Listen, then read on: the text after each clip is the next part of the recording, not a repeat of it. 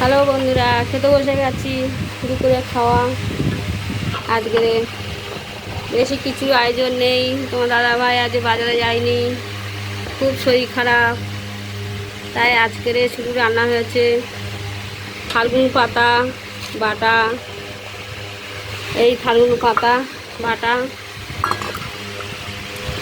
ফাল্গুন পাতা বাটা, আলু মাখা হয়েছে, ডিম সিদ্ধ আর ডাল। এই যে ডাল ডাল হয়েছে, বেশি কিছু রান্না হয়নি আজকের। আর তার সঙ্গে আছে লেবু, লেবু আছে, কাঁচা পেঁয়াজ আছে। আজকের এই দিয়ে খাওয়া দাওয়া হচ্ছে আমাদের।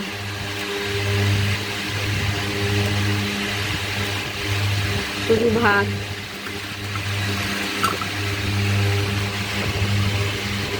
ডাল, আলু মাখা, ব্যাস। আবার কি?